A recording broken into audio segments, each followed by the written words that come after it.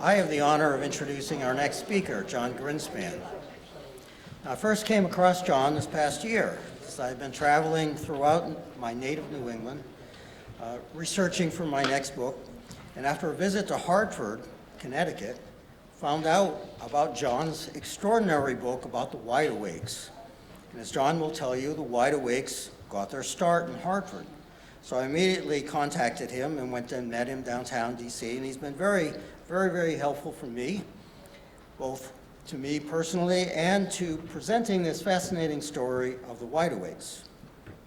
So Jon Grinspan is the curator of political history at Smithsonian's National Museum of American History. He has a bachelor's degree from Sarah Lawrence College in history, and both a master's and PhD in history from the University of Virginia. He's the author of the award-winning The Virgin Vote: How Young Americans Made Democracy Social, Politics Personal, and Voting Popular in the 19th Century. He frequently contributes to the New York Times. He's been featured in the New Yorker, the Washington Post, and elsewhere, and he lives here in New York and Washington, D.C. So today he's going to speak about his newest book, Wide Awake: The Forgotten Force That Elected Lincoln and Spurred the Civil War. So please welcome Jon Grinspan.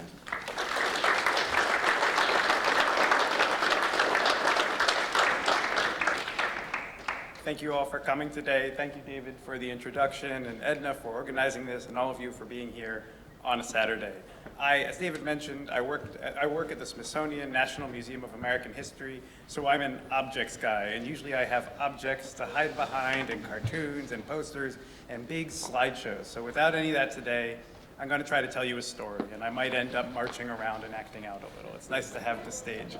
I'm going to tell you the story of 19-year-old Eddie Jurgensen, the 19-year-old working-class supply clerk in a textile store in Hartford who helped spark, accidentally, one of the largest, most consequential, and strangest mass political movements in American political history, the Wide Awakes. And I'd like to ask by a show of hands before I go any further, who's heard of the Wide Awakes in this room? That is a good response. I'll do half the talk because you already probably know half this already. So many people do not know about the Wide Awakes. I've spent 18 years of my life now chasing after these guys and trying to fill out their story because it's so exciting and so crucial to me. First of all, for those of you who have no idea what the Wide Awakes are, the Wide Awakes were a mass youth movement in the election of 1860, before the Civil War, that used militaristic campaigns to help elect Lincoln and the Republican Party and protest slavery's effect on American democracy. They really are, to me, a crucial puzzle piece that helps kind of connect the dots between a lot of moments and elements of the story of the coming of the Civil War and of American democracy that I've always felt hazy on. For one thing, the Wide Awakes, as you'll see, will help explain how Lincoln was elected and how the Republican Party, an anti-slavery party, finally wins power in American history. Anti-slavery movements, abolitionist movements, historically lose in American politics throughout the first two-thirds of the 19th century, basically. It's really hard for them to win on the ground. Somehow, in 1860, we have this victory of Lincoln, of the Republican Party, not necessarily abolitionists, but a party with, as Frederick Douglass said it, an anti-slavery reputation. The Wide Awakes help explain the coalition that comes together, often the mass youth movement that comes together to make that possible. They also help us understand how you can connect the dots from that campaign to Civil War itself. It never quite made sense to me how you go from arguing about slavery and the territories and the line between free and slave states to actually shooting at each other. And the Wide Awakes help make a political movement into a military movement. They start as a campaign organization and end up as a paramilitary organization and as a recruiting organization. And where there is bloodshed at the beginning of the Civil War, they are either present or their opponents are present thinking about the Wide Awake. So they help tell a contiguous story, not a story that goes to the election of Lincoln, pauses and resumes at Fort Sumter, but a story that is told all the way through by the same individuals. And third, I really like talking about the Wide Awakes because they help us get a sense of the line between rhetoric and action in a democracy. This movement is militaristic. It talks about itself as an army. They march in uniforms. They use a lot of menacing rhetoric. And then a war breaks out. So we have this query at the heart of the Wide Awake story. A year before the Civil War breaks out, hundreds of thousands of American young men and some women are marching in uniforms in the street, calling themselves a military force. Where is the line between that military rhetoric and between violent action? I think in our own life and in our own democracy, we think about that line an awful lot. What is menacing? What is motivating? How do you parse when you're mobilizing people to go vote at the polls and you're mobilizing people to go fight each other? And the Wide Awakes are at the heart of that story too. And at the heart of all these stories is Edgar S. Yurgison. As I mentioned, 19 years old in 1860, living in Hartford, Connecticut. He works at Talcott and Post textile shop. He also boards at Talcott and Post. He bathes at Talcott and Post. He eats at Talcott and Post, and he makes $50 a year for it. He's new in Hartford, the big city to him, from rural Connecticut, and he wants to get involved in anti-slavery politics. He's about as low on the rung of American politics as you can get. He's an anti-slavery Republican, but he's definitely not an abolitionist. And the moment he ceases to get involved is in late February 1860. The Republican Party in Hartford is going to kick off the governor's race and the 1860 election year with a big rally in Hartford. And they're bringing Cassius M. Clay to come speak. Show of hands, who knows Cassius Clay? All right, another beloved figure in American history, the Kentucky anti-slavery activist, abolitionist, newspaper printer, who's fought and bled to defend his right to criticize slavery in a slave state. The descendant connected to Henry Clay and the Kentucky political family, and the namesake in some ways of Muhammad Ali a century later. Cassius Clay is going to speak on slavery, on kicking off the election for governor of Connecticut, and Connecticut is then a doubtful state. It's not certain when it will go Democratic and when it will go Republican. It's about as far north as you can go in the Union and still find a tense political fight at this point between the forces who want to expand slavery and those who are opposed to it. Eddie Yurgison wants to be involved. He knows that after Cassius's speech at night in a theater, there will be a torchlit march back to his hotel room, to the Allen House Hotel. Eddie wants to be involved, so he steals a torch, and he puts it under his cape, and he goes back to the textile store to talk to his friends. And when he opens up his cape, there's an oil stain all over it. His friends laugh at him, but he goes to the waterproof fabric area of the textile shop and cuts himself a makeshift cape, cinches it with a little, like a neck cinch, and throws it over his shoulders. He has a black, shiny, waterproof cape. He takes that torch and puts it on a curtain rod, a 6-foot curtain rod, and there is his outfit. His buddies see something in it, and they make several other capes, so that when Cassius Clay wraps up his speech against slavery that night, and the Connecticut Hartford Republicans go out into the cold February night, there are these 5 guys in pseudo-military black capes with long torches. The Republicans kind of see some cachet, some verve in this symbol, and put them at the front of the march back to the hotel. And on the way, they are attacked by pro-slavery Democrats who try to beat them up and steal their torches. In the fray, some people are injured, but they hold on to their torches. And it's seen as a big victory for Cassius Clay, for the Republicans in Hartford, who often have to fight in the streets, even in Yankee, Connecticut, to criticize slavery. They go home, they go to bed. 1 week later, Eddie Yurgison and 35 of his friends meet in one of their apartment buildings to form a new political organization intended to fight in the streets and protect anti-slavery speakers, who are frequently targets at this time. They like Eddie's cape, and they kind of come up with a more militaristic cape with black soldiers' caps, and they choose a military theme for their political organization, which is rare at this moment. They elect leaders, they elect a captain, commander, lieutenants, they come up with a code, they get Major Hardy's light rifle drill book to start talking about how to march in the streets. They pick out their torches and their lanterns, and they need a name for this movement. And one of them suggests, why not the Republican Wide Awakes? There are a couple reasons for this. The first is that just that morning, one of the newspapers that was encouraging an active campaign had written an article titled Republicans Wide Awake in 1860. But wide awake is kind of a slang term in the 1850s that means something, not exactly what woke meant a couple years ago, but something like it, alert to a problem, standing up for oneself. And this gets at the heart of what the wide awakes are thinking about. Across the board, many of these wide awakes will come to have diverse views, come from diverse populations.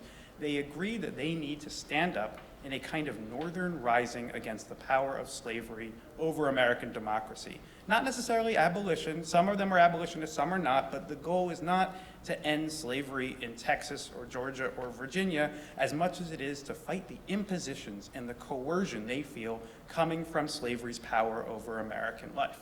And American life at this time, certainly on the federal level, is slanted towards slave power. Slave owners and slavers themselves make up 2% of the US population at this time. 380,000 people legally own slaves at this point. Now they're surrounded by family members, neighbors, political parties, communities who support the institution, but it's a really small minority. And yet you can see them well placed throughout American life.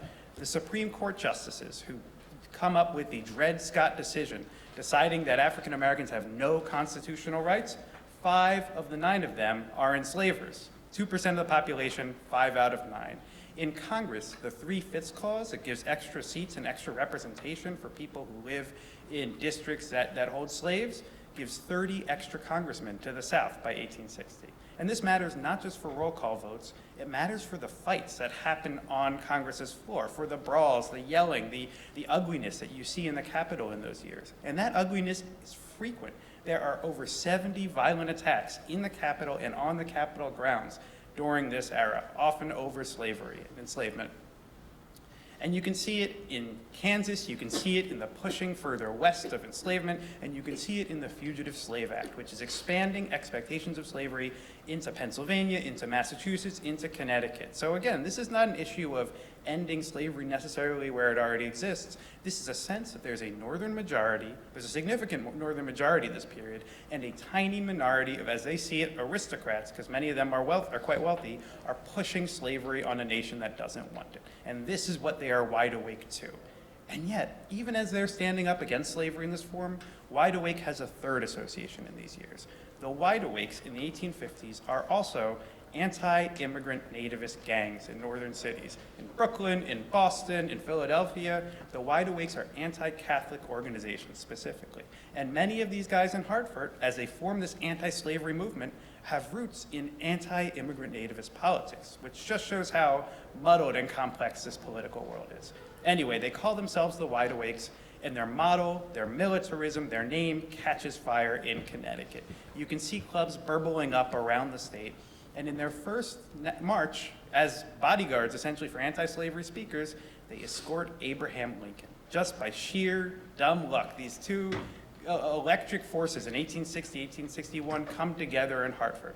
They escort Lincoln through the streets of Hartford. 364 days later, Lincoln marches down Pennsylvania Avenue, and there are many plainclothes Wide Awakes escorting him. They're not supposed to be there, but they're there. So these two stories are kind of twinned in this era of Lincoln's rise as the national figure and this kind of strange, forgotten mass movement that will tell us so much about American democracy. They really lead with militarism. They march, they practice and drill at night. They always have constitutions and orders of rank, and they march often in silence. And you have to contradict this with what national politics in the street looked like in antebellum America. It's frequently muddy, drunken, violent, messy, and really seen as undignified by many people. The Wide Awakes project order and dignity, and they project stability in a moment of political chaos. The Democratic Party is splitting in half in these years. The Whig Party has already died. The Know-Nothing American Party has risen and fallen, and the Republican new anti-slavery movement is marching in order, in silence, in discipline. And by marching in this way, they project a sense of stability onto anti-slavery politics. Previously, many white Northerners had discounted anti-slavery politics as radical, as wild-eyed, as dangerous for the Union, as ultra, as they would call it back then.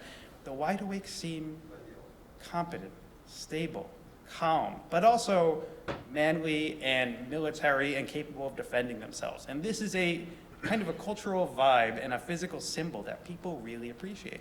They also continuously push the idea that they are the victims of coercion. And whenever their organizations are attacked, when people throw bricks at their rallies, they would often put injured Wide Awake marchers on the stage, behind the rostrum. So somebody would give a speech on the dangers to free speech of pro-slavery forces, of the slave power. and there'd be bloodied wide awakes sitting behind them with injuries from bricks and rocks, literally bleeding onto their uniforms. This is a way of really vocally kind of signaling to the audience the grievance, a sense of coercion that the northern majority should feel to both slavery in the South and their allies in the Democratic Party in their own communities. The wide awakes explode from there. The Chicago Convention that May is kind of a moment when wide awakes come together and also expand. Chicago Republicans want to promote themselves in their city, so they organize several thousand wide awakes in a couple weeks. You can see in the Tribune articles saying Illinois formed clubs, Wisconsin formed clubs, Iowa, and literally pointing at different towns in the community in about 200 miles north, west, and south of Chicago, saying young men form clubs. Come to Chicago for this rally. So that when the delegates of the Republican Party converge on Chicago, they see wide awake rallies each night. They participate in many of them. The textile stores in town start handing out uniforms. And then when they go back, these delegates to Pennsylvania, to Maine, to California, they often bring the movement with them. You can see a vast explosion of the wide awake movement among young Republicans in the summer of 1860. And it's a notably diverse movement. The original wide awakes in Hartford are mostly working class young white men with alliances with previously, as I mentioned, the nativist movement.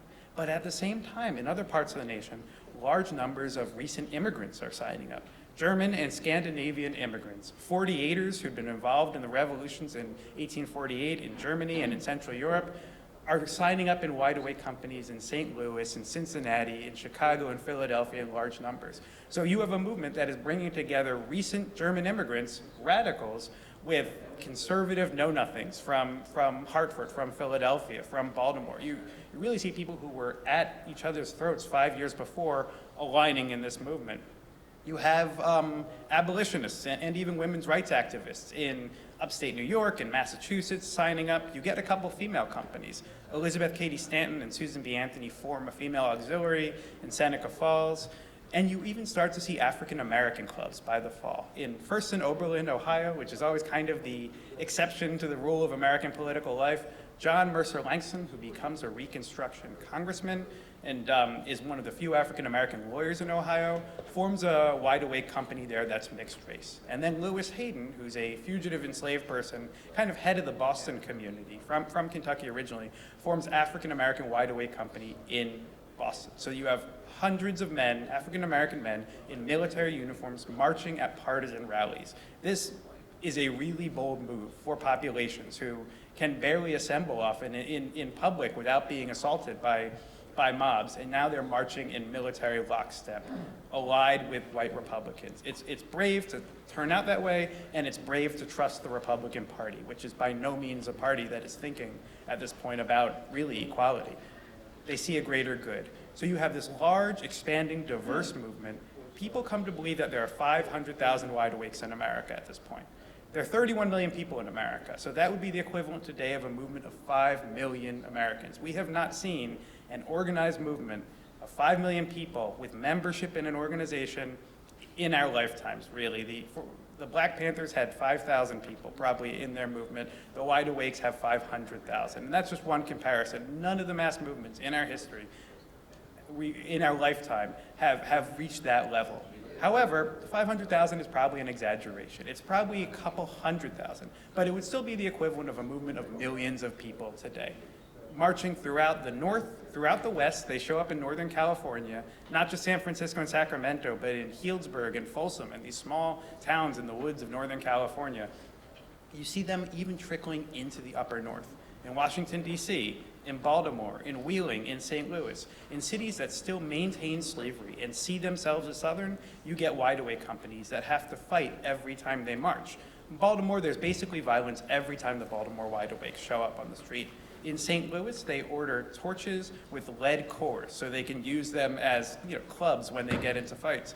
And in D.C., where they set up headquarters a couple blocks from here at 6th and E basically, Northwest, there's really frequent violence. People talk about hearing the noise of wide-awake instruments being stomped on by their rival Democrats after brawls. It's a kind of a saturating moment in American political life. You really see these rallies at night, and they are thrilling thrilling to people who've been waiting for this movement to come. It really feels to many people like a northern rising, an anti-slavery rising that many people have been waiting generations for. To others, it feels like the end of the republic.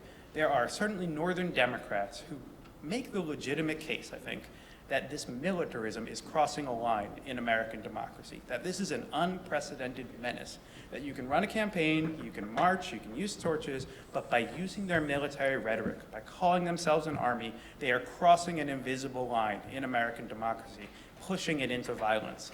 Many people feel as if the country is leaning towards civil war.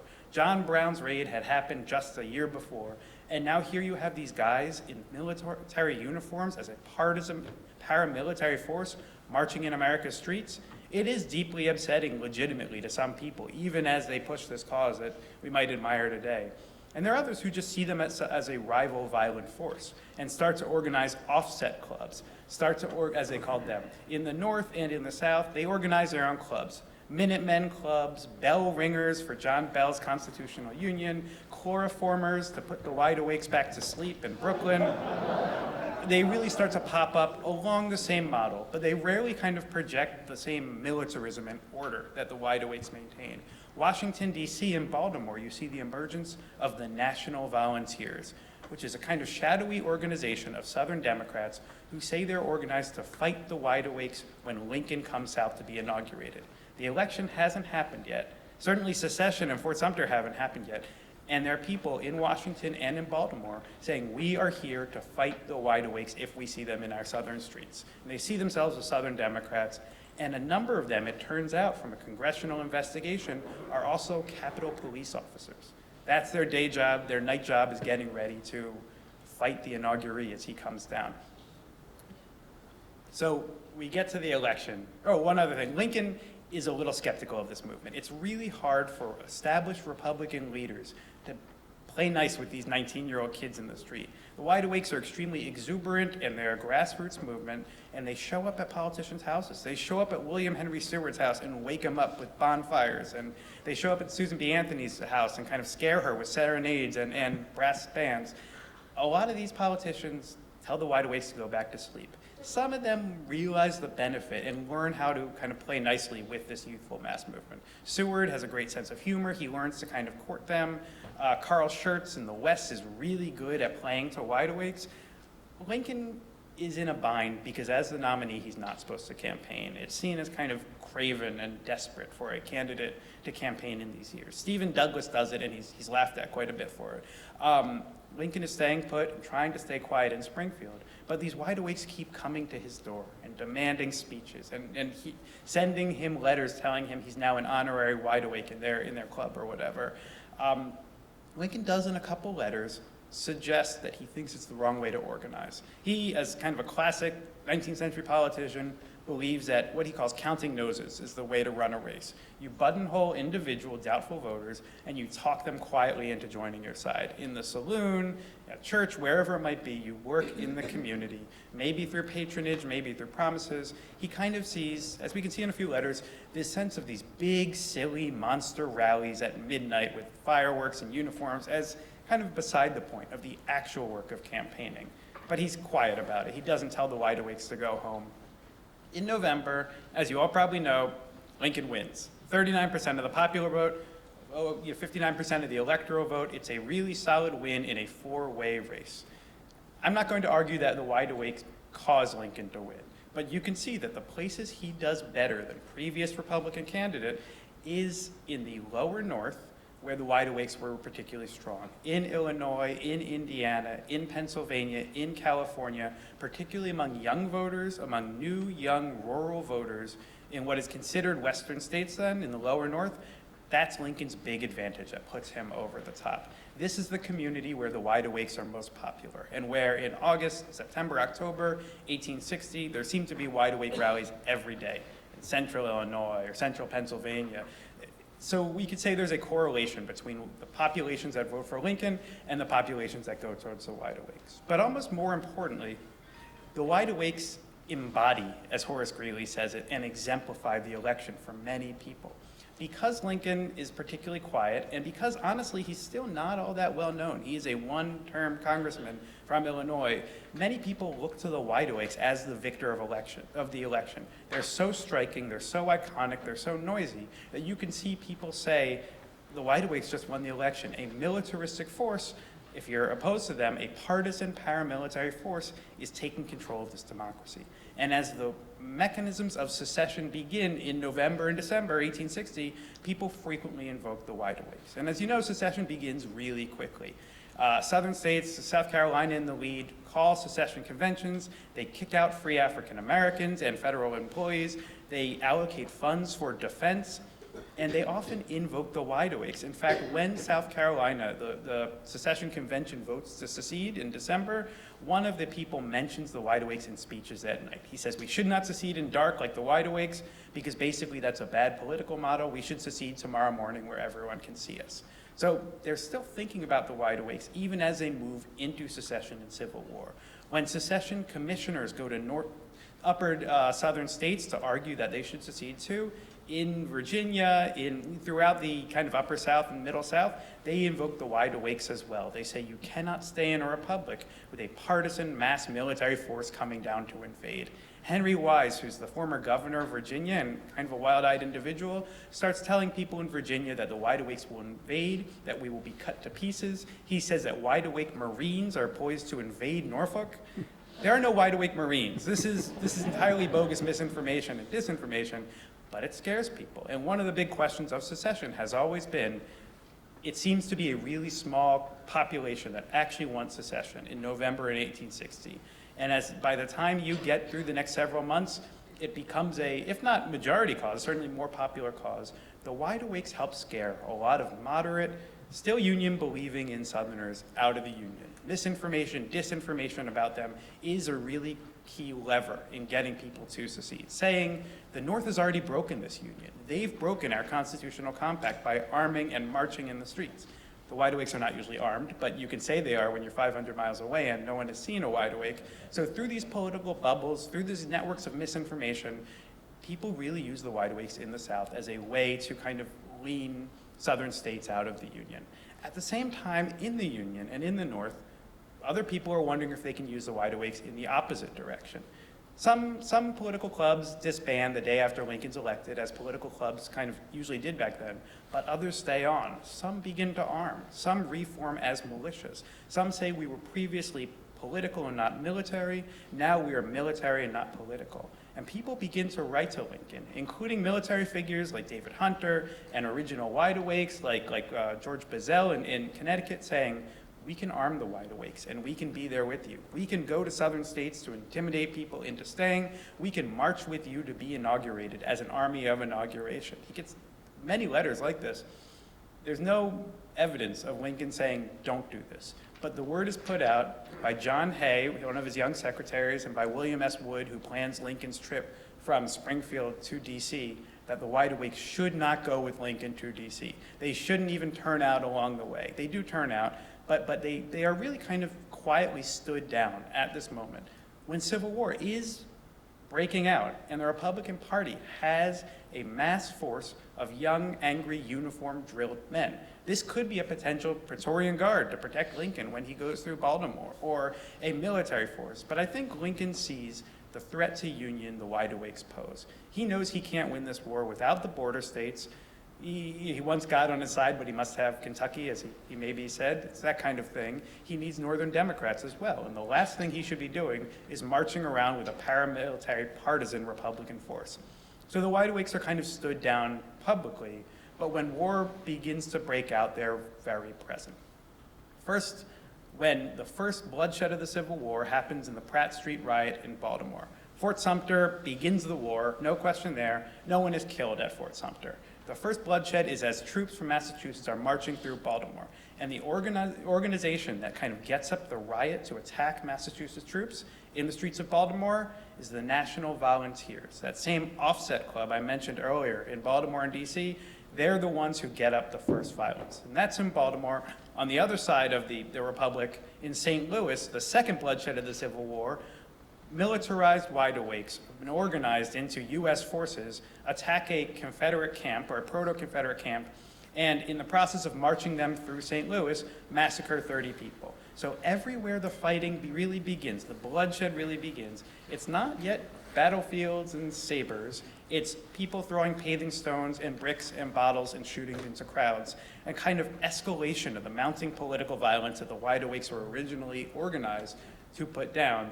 And the Wide Awakes are either present in St. Louis or invoked as enemies in Baltimore. They're really key to connecting these dots from the campaign to the actual fighting.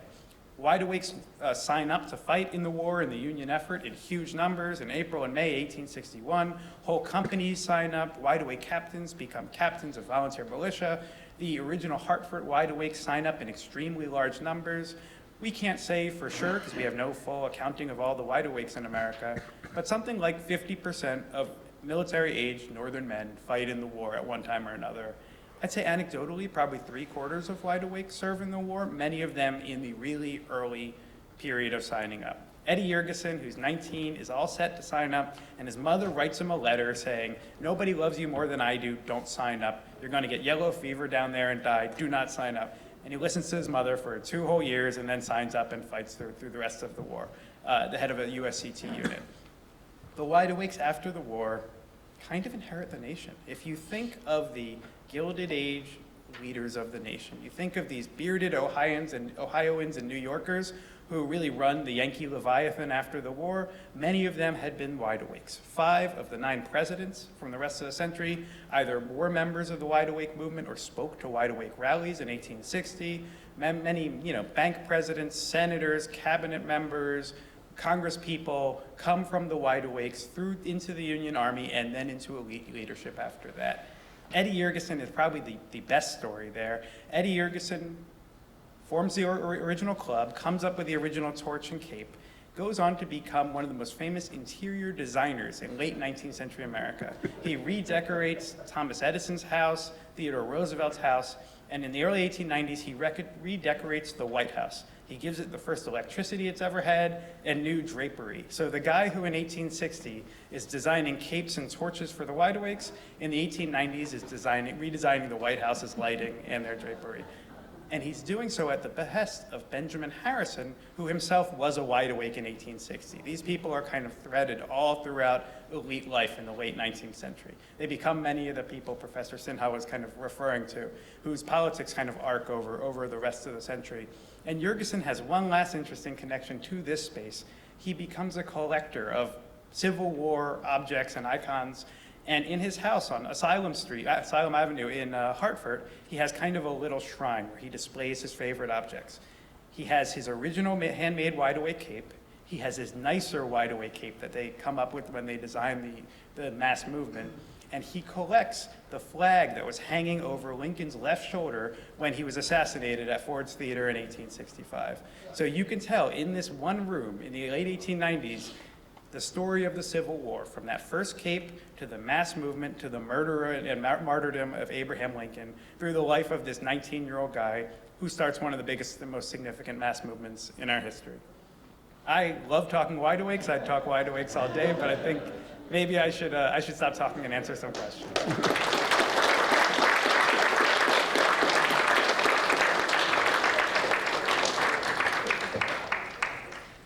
Sounds like that might be my cue.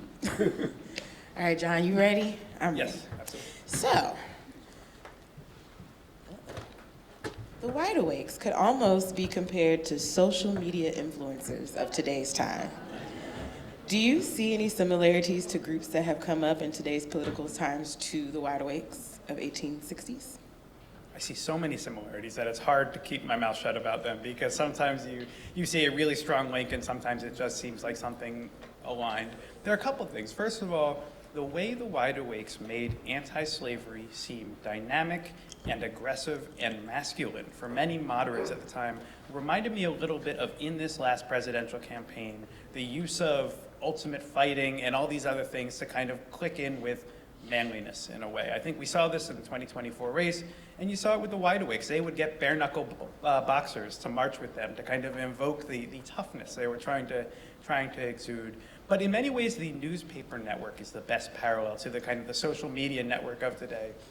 There are thousands of newspapers in 19th century America, and there aren't many big establishment ones yet. There isn't kind of this kind of conglomeration and convergence of newspapers we know from the 20th century. So there are thousands of little newspapers that are explicitly partisan, that are easy to start. It takes very little capital to start. Many young people start them, and they have this kind of unofficial network. And you can see the wide awakes popping up through this network of basically local loudmouths who are partisans, who are Republicans, who are Democrats, who start a paper and spread the news and literally say, go start a wide awake club, and then become bulletin boards for the wide awake clubs and targets, if they're opponents of the wide awake clubs. You know, the wide awakes will march by the rival newspaper offices and throw bricks or groan or hiss, and they'll go to the ones they like, and they'll drink gin, and they'll toast them with their hats and everything. Although the wide awakes are publicly sober, I mean, 19th century America, they're still drinking at these rallies.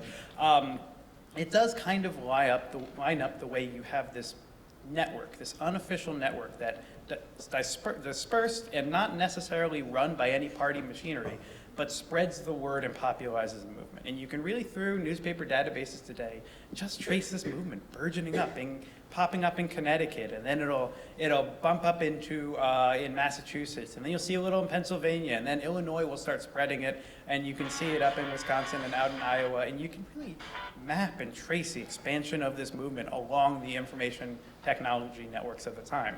It's certainly not the same as today, right? I'm not saying this is apples and apples, but you can kind of trace the way this influence is spread deliberately by young, non-official grassroots organizers. The organizer of the whole information network is this guy, Henry Sperry, who's a 24-year-old ticket taker at the Hartford train station. He's the one helping spread this club. He's 24 years old. He's too young to have voted in a presidential election before. So the unofficial role influencers have taken on in our politics today is a little bit similar. How did the wide awakes contrast with the armed militia movements that also had public presence, such as the Zouaves in the north or the slave patrols in the south? That's a great question. With one caveat, most militia movements back then were not armed. Or if they're armed, they're not loaded weapons and preparing for violence. There's a culture of public militarism that's really booming in these years called militia fever. And it kind of, even though America has a really small army and has an ethos of citizen soldiers, people in local communities, especially young men, like to put on uniforms and march around. Sometimes with weapons, but they're usually not loaded or prepared for violence. It's a kind of civic engagement, a sense of public importance. It's a great way to meet elders who will get you a job or something. It's used by as many young people as kind of an activity and a step up in life. The wide awakes are kind of swimming in that same pool, but this is a mixed metaphor, but turn it up to 11. They take the militarism, and instead of just kind of marching around during the daytime, they march at night. Instead of wearing whatever uniforms they could cobble together, they wear identical black capes. Instead of kind of being drunken and messy and spitting tobacco and smoking cigars, they're not allowed to smoke cigars. They march in silence except for coordinated cheers, and they march in columns with ranks and leadership and everything. They take this kind of love of militarism that you see in mid-19th century American and European life and turn it into a really dynamic and partisan movement. That's the biggest thing. They're partisan. They're not just marching for fun in the community. They're marching for the election of a particular party and against another party. And that's the biggest innovation. But they are borrowing, they look at Garibaldi in Europe, in Italy. They look at the 1848 revolutions. They are borrowing from militarism around the world. They look at South American movements and kind of cobbling together what feels to them dynamic and assertive at a time when they feel they are wide awake against the threat. How did the wide awakes compare to revolutionary movements in Europe in the mid-19th century? Yeah, I mean, they're in conversation. The newspaper that gets the wide awakes going, the Hartford Courant, the oldest continuous newspaper in America, mentions Garibaldi 168 times in 1860. They're really in communication with what's going on in Europe. Many of the revolutionaries from the 1848 revolutions, which fail, moved to America, moved to St. Louis, to Cincinnati, to Cleveland or Chicago. And many of them form first Tanner clubs, which are kind of to German social clubs that are often kind of radically inclined and first they do things like practice boxing and weightlifting and marksmanship. They end up in the 1850s, these tanner clubs, fighting against the know-nothings in their communities. And then large numbers of them become wide awakes and go into Civil War service. These are the guys who are actually fighting in the streets in St. Louis when bloodshed breaks out there in May 1861. A lot of them were also fighting in Berlin or in the Rhineland or in Paris or in Milan during the 1848 revolutions. There's an international conversation about liberal democratic movements in these years. And what's interesting is this kind of romantic national militarism goes into the wide awakes and goes into anti-slavery in America, but its descendants in Europe do become the people who develop fascism and Nazism in the 20th century. So if you look at a wide awake rally, and you see guys in the dark in lockstep with torches, and you look at Nuremberg and you see guys in the dark with torches, these are distantly related cousins, and they're for completely different causes, but it's this 19th and 20th century nationalist, romantic love of militarism. They go for different causes, but they actually have a similar origin in mid-19th century revolutionary movements. I think we may have time for two more. Lincoln started his political career by warning about the dangers of mobocracy and political violence.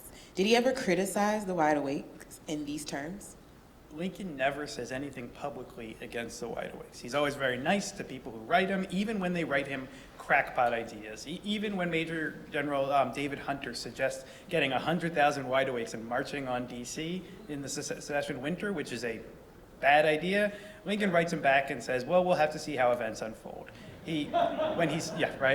Something, implication is clear there. When he's traveling to DC from Springfield for his kind of inaugural tour, in Philadelphia, he's honored by the wide awakes at this mass rally at Kensington Station, and he jokes a little with them. There's a wide awake in southern New Jersey who wrote to Lincoln earlier saying that he'd march through his boots for Lincoln and wants Lincoln to send him money for a new pair of boots.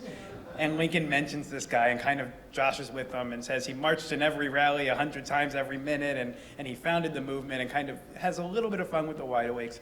He never says, wide awakes go away, wide awakes I don't want your support. But in his silences and in his letters to campaigners reminding them to count noses and in his lieutenants kind of standing down the wide awakes, he makes it clear that he wants this movement to have been a campaign club that goes away. He's not ready, as far as reading between the lines, to have a mass partisan political military movement in America. He doesn't say this is a bad idea, but I think we can see the direction he's going, because he doesn't say wide awakes come with me to DC, wide awakes enlist in large numbers. After November, he doesn't want to talk about them anymore. And that's different from other leaders who are saying, look, we're on the verge of a civil war, we need these guys. So I think through his silences and his implications, he thanks the wide awakes, but he's done with them after November. And that maybe is a sign of where he thinks the line should be between a campaign club and a paramilitary force or a larger national movement. Okay, you mentioned them being viewed as competent relative to radical republicanism. Given their zeal and violence, what illustrated competence? Rallies are pretty violent back then. I mean, you can see the violence cropping up at wide awake events, but you can also see it at Democratic events and Know Nothing events and Whig events and Free Soil events. Partisan public life back then is often quite bare knuckle, especially in certain places, especially in cities, in the mid-Atlantic, in the border states, in New York, Philadelphia, Baltimore, DC, Louisville, Chicago, Cincinnati. You can see a band of the country where there's frequently political violence. And it's where partisan politics is most hard fought, where elections are most competitive, where North meets South often, or where the Democrats meet the Republicans. As Wide Awake said it, wherever the fight is hottest, that is our zone of operation, that they're looking for the conflict. And so they are involved in some violence, and it's present, but I don't want to make it seem like these guys are all just cracking heads every night. Most of them are projecting order and discipline. Many people who are not abolitionists and are really leery of anti-slavery decide to vote for Lincoln. George Templeton Strong is a good example, after seeing a Wide Awake rally and saying this is anti-slavery with order and discipline. Well, the Democratic Party looks like it's getting wilder every day and has split in two. At a time when the democracy is really crumbling, the Wide Awakes project discipline and order. to a lot of people who are otherwise not supporters of what we would see as kind of anti-slavery and abolitionism. So they really do win over a large middle of the population successfully. And that's also one of the interesting things to take away from the Wide Awakes today, how they build a really diverse coalition that still manages to win over moderate voters who wouldn't have supported them a year before. And the Wide Awakes are a great model of the success of that, and so is Lincoln's presidency. I mean, the best way the Wide Awakes and Lincoln sync up is the way they use union and anti-slavery together and bring these two causes into a majoritarian movement that wins the election for him and ultimately wins the war. All right, thank you so much, John. Ladies and gentlemen, the House is now closed for lunch.